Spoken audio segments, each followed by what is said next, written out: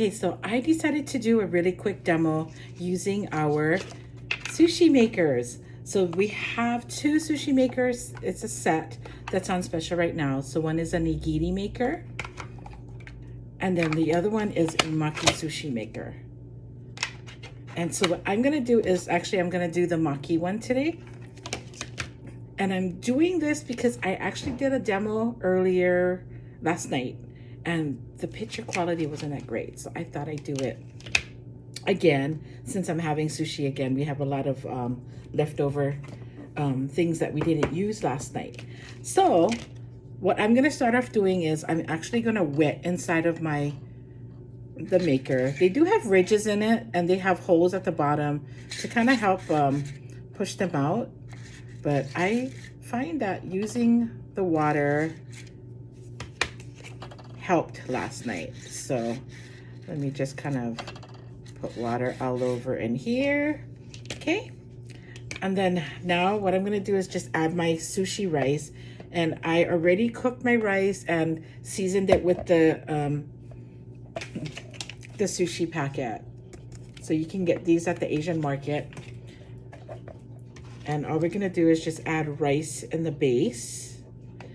And in the base, there is like a ridge there. That's like your guide on how much rice you need to put in the bottom. So let me just fill this up. Okay. And what I'm gonna do is make an indentation, because I'm actually just gonna make this a really simple cucumber with my ume paste.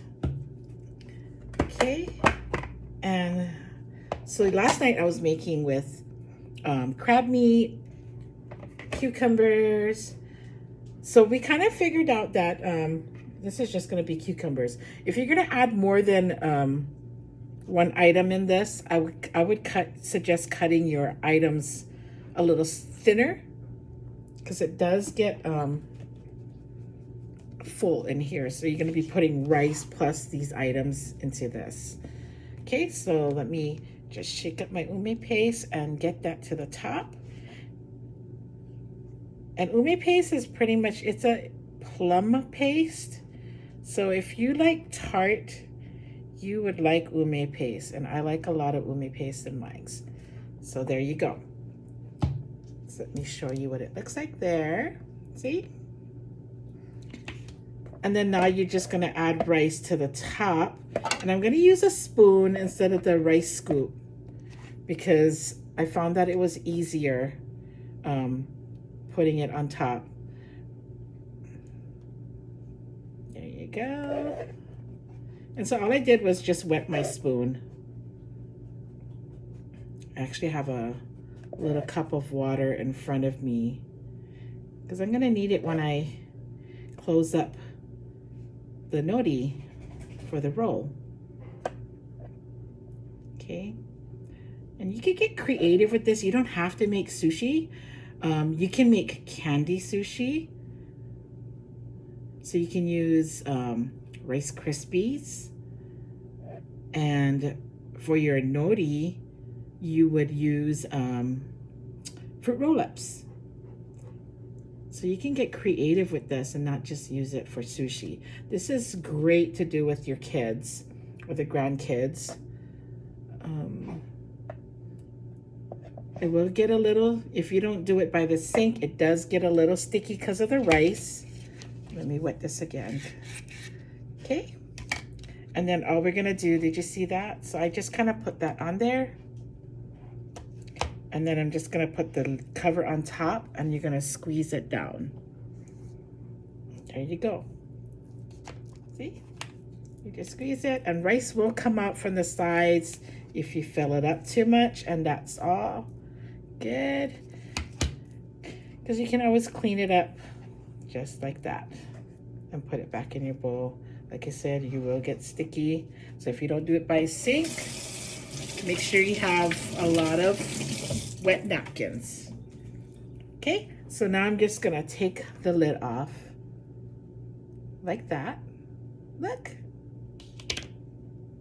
So there is, in my rice, I don't know if you can see it, there's like some vegetables in it.